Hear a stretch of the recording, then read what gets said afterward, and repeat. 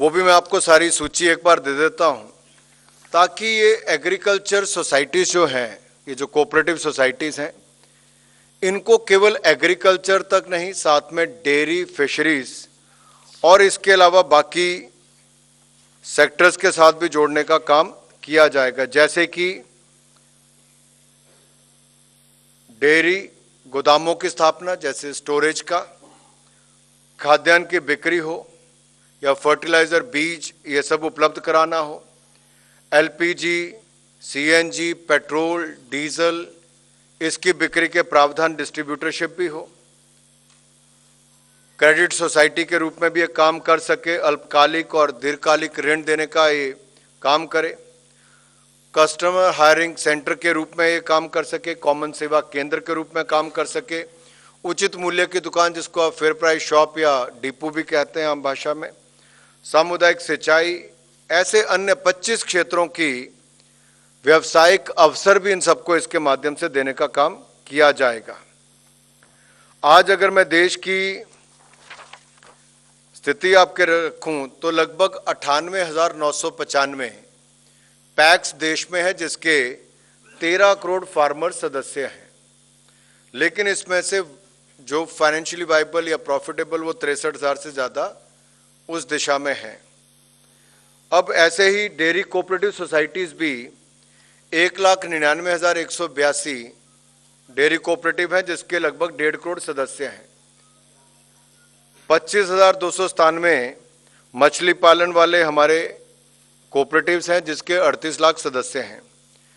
लेकिन इतने बड़े देश में आज भी 1,60,000 पंचायत में पैक्स नहीं है और लगभग 2 लाख पंचायतों में ये जो डेयरी की कोऑपरेटिव्स होनी चाहिए वो भी उसमें उसकी कमी है। तो एक बहुत बड़ा अवसर यहाँ पर है रोजगार स्वरोजगार का भी, कोऑपरेटिव सेक्टर को मजबूत करने का भी, और इस योजना को क्रियान्वयन के लिए जहाँ एक और नाबार्ड का सहयोग, वहीं पर नेशनल डेयरी विकास बोर्ड का सहयोग और नेशनल फिशरीज डेवलपमेंट बोर्ड, इनके सहयोग को भी सरकार के समग्र दृष्टिकोण का लाभ लेकर इन सब सेक्टर्स का इसको फायदा पहुंचाया जाएगा, ताकि विभिन्न योजनाओं का अभिसरण किया जा सके। इससे देश भर में कोऑपरेटिव सेक्टर को बहुत बल मिलेगा। कंप्यूटराइजेशन से लेकर, जैसा मैंने पहले कहा, जैम पोर्टल का हमने प्लेटफॉर्म पहले ही दिया है। दूसरा जो विषय है, इसमें एक विषय मैं आपको और बता दूं कि इंटर मिनिस्ट्रियल कमेटी सहकारिता मंत्री जी की अध्यक्षता में बनेगी, ताकि इन योजनाओं के जो अप्रूव्ड आउटलॉज हैं, जो मैं होल ऑफ गवर्नमेंट अप्रोच की बात करता हूं, डेयरी, फिशरीज और बाकी एग्रीकल्चर के सारे, इसके इम्प्लीमेंट करने के लिए जो गाइडलाइंस हैं वो बना सके। 3 टियर स्ट्रक्चर इसके लिए होगा। एक तो नेशनल लेवल कोऑर्डिनेशन कमेटी, दूसरा राज्य में चीफ सेक्रेटरी के स्तर पर स्टेट कोऑपरेटिव डेवलपमेंट कमेटी बनेगी, और जिला स्तर पर डिप्टी कमिश्नर की अध्यक्षता में, कलेक्टर की अध्यक्षता में डिस्ट्रिक्ट कोऑपरेटिव डेवलपमेंट कमेटी का गठन किया जाएगा।